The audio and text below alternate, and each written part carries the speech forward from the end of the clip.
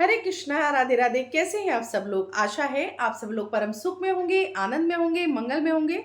बिहारी जी और श्री जी की कृपा आप सब पर बरसती रहे। तो जी, कार्तिक का पवित्र और पावन महीना चल रहा है जो बस अब समापन की तरफ है और 15 नवंबर को हम सब मिलकर मना रहे हैं कार्तिक पूर्णिमा। इसी दिन कार्तिक के महीने का समापन हो जाएगा और जितने भी हमने नियम इत्यादि किए थे या हमने किसी चीज का त्याग किया था या फिर हम जो भी तपस्या साधना इत्यादि कर रहे थे, एक तरह से उन सब चीजों का हमें उद्यापन करना होगा, यानी कि वो सब हमारे प्रण जो हैं वो पूर्ण हो जाएंगे, संकल्प हमारे पूर्ण हो जाएंगे। तो 15 तारीख को कार्तिक पूर्णिमा मना रहे हैं। बहुत ही शुभ संयोग में उदया तिथि के साथ हमें 15 नवंबर को कार्तिक पूर्णिमा मिल रही है। देखिए, कार्तिक का महीना बहुत ही खास होता है, बहुत ही पवित्र होता है और सभी महीने भगवान श्री कृष्ण ने बनाए हैं, लेकिन ये महीना श्रीमती राधा रानी ने बनाया है। और जो चीज़ राधा रानी को प्रिय है, वो चीज़ श्री कृष्ण को तो अत्यंत प्रिय है। भगवान विष्णु की पूजा अर्चना वंदना को समर्पित है ये पूरा महीना। और इस महीने में हम बहुत तरह से स्नान, दान, जाप इत्यादि कर रहे हैं। केले वृक्ष की पूजा कर रहे हैं, आंवले की पूजा कर रहे हैं, पीपल की पूजा कर रहे हैं, तुलसी जी की पूजा कर रहे हैं। और देखिए, ये इतना पवित्र पावन महीना है कि इस महीने में हमने सभी बड़े बड़े त्योहार मनाए हैं। तो धनतेरस, नरक चतुर्दशी, दीपावली, गोवर्धन पूजा, भाई दूज इसी महीने में हमने सब मनाया है। गोपाष्टमी हमने मनाई है, आंवला नौमी हमने मनाई है और देवउठनी एकादशी जो साल की सबसे बड़ी एकादशी है, उस पर तुलसी विवाह भी हमने संपन्न किया है। तो जो लोग तुलसी विवाह नहीं करा पाए हैं, वो देवउठनी एकादशी से लेकर कार्तिक पूर्णिमा तक किसी भी दिन इस विवाह को संपन्न करा सकते हैं।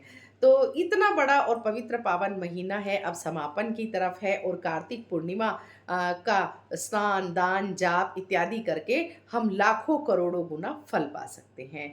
तो करना क्या है इस दिन? देखिए, अगर आपका बहुत ज़्यादा मन है कि आप सुबह तारों की छांव में स्नान करना चाहते थे, लेकिन किसी भी कारणवश आप ये नहीं कर पाए हैं, तो कार्तिक पूर्णिमा को गंगा स्नान भी कहा जाता है। अगर आप पवित्र नदियों में जाकर, गंगा नदी पर जाकर स्नान कर लेते हैं, तो आपको पूरे कार्तिक के महीने का फल प्राप्त होता है। लेकिन अगर ऐसा आप नहीं कर पा रहे हैं, तो फिर आप क्या कर सकते हैं, अपनी नहाने की बाल्टी में थोड़ा सा गंगा जल डालिएगा और उससे स्नान करिएगा। यानी कि आपको खाली पानी से स्नान नहीं करना है, इस दिन आपको गंगा जल डाल के स्नान करना है। सुबह सवेरे भोर प्रभात उठिएगा और ये स्नान करिएगा। और कार्तिक पूर्णिमा, अगर आप पूर्णिमा का व्रत शुरू करना चाहते हैं, तो इसी पूर्णिमा से आप व्रत कर सकते हैं। ठीक है, देखिए, अगर आपने पूरे साल दीपदान नहीं किया है, तो भी इस दिन 365 बाती के दिए बना करके आप दीपदान करके पूरे साल के दीपदान का फल प्राप्त कर सकते हैं। तो 365 बाती का दीपक कहाँ कहाँ आप जला सकते हैं, पहले मैं आपको ये बता देती हूँ। देखिए, अपने घर के मंदिर में आप जला सकते हैं, आप देवालय में, शिवालय में जला सकते हैं, आप तुलसी मैया के सम्मुख दीप प्रज्वलित कर सकते हैं 365 बाती का। इससे ये होगा कि हमने पूरे साल का दीपदान एक साथ ही तुलसी मैया के निमित्त कर दिया है। पीपल वृक्ष पर, केले के वृक्ष पर, आंवले के वृक्ष पर, गौशाला में और पंडित जी की घर पर आप इस तरह से दीपदान करके, आकाश के निमित्त दीपदान करके आप 365 बाती का दीपक जला करके पुण्य फल की प्राप्ति कर सकते हैं। इसके बाद में आप लोगों को सत्यनारायण भगवान की कथा, अगर आप व्रत करते हैं तो भी, नहीं करते हैं तो भी, सत्यनारायण की भगवान की कथा इस दिन अपने घर में करनी चाहिए। मतलब अगर आप व्रत भी नहीं कर रहे हैं, तो भी आपको बाल्टी में गंगा जल डाल के स्नान करना है, सत्यनारायण भगवान की कथा पढ़नी है, तुलसी जी में दीपदान करना है, देवालय शिवालय में दीपदान करना है। और आपको मैं समय बता देती हूँ सबसे पहले कि किस समय पर हमें क्या चीज करनी शुभ, अति शुभ और मंगल होगी। तो देखिए, पूर्णिमा तिथि जो प्रारंभ हो रही है, वो 15 नवंबर को सुबह 6:09 से प्रारंभ हो रही है, जो 16 नवंबर को अर्ली मॉर्निंग 2:58 पर समाप्त हो जाएगी। तो सूर्योदय में शुभ संयोग के साथ में हमें पूर्णिमा तिथि मिल रही है। ठीक है, इसलिए पूरे दिन की पूर्णिमा रहेगी और आप पूर्णिमा का अधिक से अधिक लाभ उठा सकते हैं। दो तिथि नहीं है, एक ही तिथि है। संपूर्ण भारत में 15 नवंबर को ही कार्तिक पूर्णिमा मनाई जा रही है। और इस दिन स्नान दान जो है, आपको 4:50 से 5:51 तक आप स्नान दान कर सकते हैं। यानी गंगा जी में जो स्नान करने जा रहे हैं, वो 4:58 से 5:51 तक कर सकते हैं। सत्यनारायण भगवान की अगर कथा आपको पढ़नी है, कहनी है, पंडित जी को बुलाना है, तो सुबह का एक मुहूर्त मिल रहा है 4:44 से 10:45 तक, या फिर आप प्रदोष काल में कथा कह सकते हैं। चंद्रोदय 5:08 पर हो रहा है, यानी चंद्र को आप अर्घ देकर ही अपने व्रत का पारण करते हैं। अगर चंद्र आपको नहीं दिखाई देते हैं तो फिर आप भगवान शंकर की जटाओं का ध्यान करते हुए उस पे चंद्रमा विराजमान है, आप अपने व्रत का पारण कर सकते हैं, अर्घ दे सकते हैं, या फिर आप थाली में सफेद चंदन से चंद्रमा बनाकर उनको अर्घ दे सकते हैं। ठीक है। उसके बाद में देव दीपावली हमें इसी दिन मनानी है, तो इसका मुहूर्त हमें मिल रहा है 5:10 से 7:47 तक।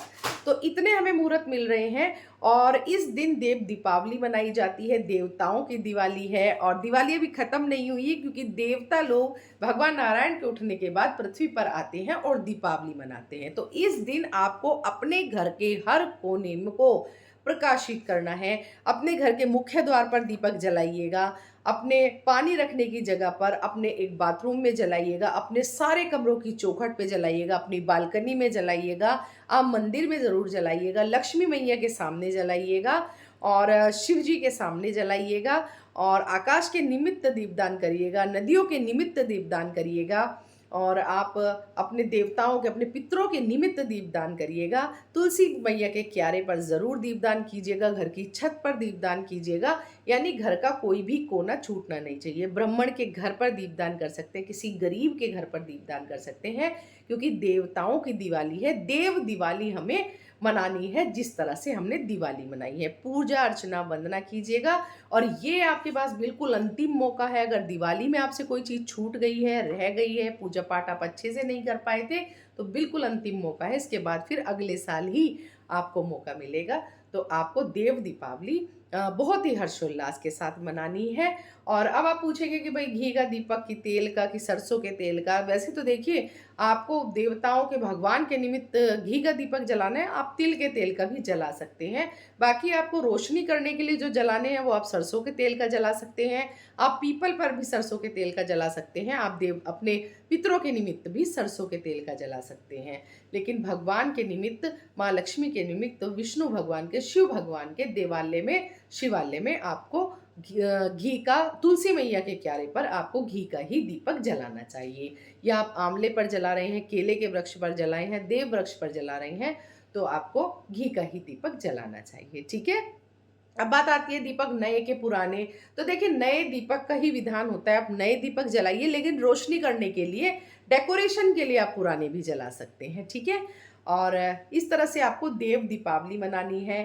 कार्तिक का बहुत ही पवित्र और पावन महीना है, इसका पूरा पूरा लाभ हमें उठाना है। अगर आप गंगा जी के निमित्त दीपदान नहीं कर पा रहे हैं, तो घर में कृत्रिम नदी बनाकर, यानी कि आर्टिफिशियल गंगा जी बनाकर उसको दीपदान कीजिए। कैसे बनानी है देखिए, एक परात में आप थोड़ा गंगा जल डालिए, उसमें पानी भरिए, पुष्प समर्पित कीजिए, और वहाँ पर आप पीपल के पत्ते पर रख के दीपदान कर सकते हैं। तो ये भी दीपदान गंगा नदी के निमित्त भाव से आप दीपदान कर सकते हैं कि हमने कृत्रिम नदी बनाई है और उसके निमित्त हम दीपदान कर रहे हैं। तो स्नान भी आपने बाल्टी में जल डाल के कर लिया, और गंगा नदी को भी आपने कृत्रिम दीपदान कर दिया। तो इस तरह से आपको घर का कोना कोना प्रकाशित करना है, अपने मुख्य द्वार को प्रकाशित करना है, देहली को अपने बिल्कुल आपको साफ सुथरा करके उस पर कुछ डेकोरेशन वगैरह करिएगा, या फिर रंगोली वगैरह बना लीजिएगा। मुख्य द्वार पर हल्दी कुमकुम से स्वास्तिक बनाइएगा। इस दिन आपको विष्णु सहस्त्र नाम का पाठ करना चाहिए, लक्ष्मी श्रोत का पाठ करना चाहिए, श्री सुक्तम का पाठ करना चाहिए, गजेंद्र मोक्ष का पाठ करना चाहिए। लेकिन आज से शुरू करके 27 दिन लगातार करना चाहिए। गजेंद्र मोक्ष का पाठ एक ही दिन में देखिए फल नहीं मिलेगा, आपको 27 दिन लगातार इसका पाठ करना चाहिए। तो इस दिन आपको क्या चीज़ें दान करनी है, देखिए सर्दियाँ शुरू हो रही हैं, तो सर्दियों से रिलेटेड चीज़ें आप दान कीजिएगा। मूंगफली, रेवड़ी, गज्जक, गुड़ का दान बहुत विशेष होता है, गुड़ का दान कर सकते हैं। गर्म वस्त्रों का दान कर सकते हैं। आपको ब्राह्मण को, ब्राह्मणी को भोजन कराना चाहिए, नहीं तो आप कच्चा भोजन थाली में निकाल करके, जिसमें तिल और आंवला आप ज़रूर रखिएगा, इसका आप दान कर सकते हैं। तो इस तरह से आपको दान करना है। और भगवान शिव को भी इस दिन, शैव संप्रदाय के लिए भी ये बहुत ही बड़ा उत्सव है, क्योंकि इसको त्रिपुरारी पूर्णिमा भी कहते हैं। भगवान शिव शंकर ने त्रिपुरासुर नामक राक्षस का वध किया था, तो उसी खुशी में त्रिपुरारी पूर्णिमा के रूप में सभी शैव संप्रदाय वाले इसको मनाते हैं। यानी कि आपको क्या करना है, क्योंकि हम तो भाई सनातनी हैं, तो हम भगवान शिव को भी जल समर्पित करते हैं, और शिव की पूजा के बिना विष्णु की प्राप्ति नहीं होगी, और विष्णु की पूजा के बिना शिव की प्राप्ति नहीं होगी। तो आपको करना क्या है, आपको एक लोटे में कच्चा दूध डाल करके और भगवान शिव को समर्पित करना है। तो आपको शिव भगवान मंदिर में जाकर के इस कार्य को करिएगा, यानी शिवलिंग पर आप जल समर्पित करिएगा। और अगर आपके घर में शिवलिंग है तो फिर आप वहाँ भी कर सकते हैं। तो भगवान शिव की विशेष पूजा अर्चना वंदना भी इस दिन की जाती है।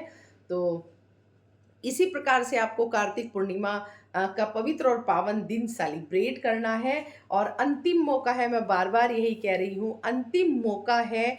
आप कुछ भी, क्योंकि हमने बैकुंठ चतुर्दशी भी देखिए मनाई है, तो बैकुंठ चतुर्दशी में भी हमें 14 दीपक जलाने होते हैं, और देव दीपावली में हमें वैसे 15 दियों का विधान है, लेकिन अगर आप 11, 21, 51, 108 इस तरह से करके दीपदान कर सकते हैं, लेकिन 5 दिए आपको घी के जरूर जलाने चाहिए। तो जी कार्तिक महीने की सबको हार्दिक शुभकामनाएं, देव दीपावली की सबको हार्दिक शुभकामनाएं। तो मैंने सभी चीज़ों को इस वीडियो में कवर करने की कोशिश की है। अगर फिर भी आपको कोई प्रश्न रह जाता है तो आप कमेंट बॉक्स में कमेंट करके मुझसे पूछ सकते हैं। और अगर वीडियो आपको पसंद आई है, आपके लिए ज़रा सी भी हेल्पफुल हुई है, तो वीडियो को लाइक ज़रूर कीजिएगा, कमेंट कीजिएगा, ज़्यादा अच्छी लगी तो शेयर कीजिएगा, और चैनल अभी तक सब्सक्राइब नहीं किया है तो ज़रूर से सब्सक्राइब कीजिएगा। सभी कृष्ण भक्तों में, राधा प्रेमियों में ये वीडियो ज़रूर पहुंचाइएगा। मिलते हैं फिर नई वीडियो के साथ, तब तक के लिए जय श्री राधे।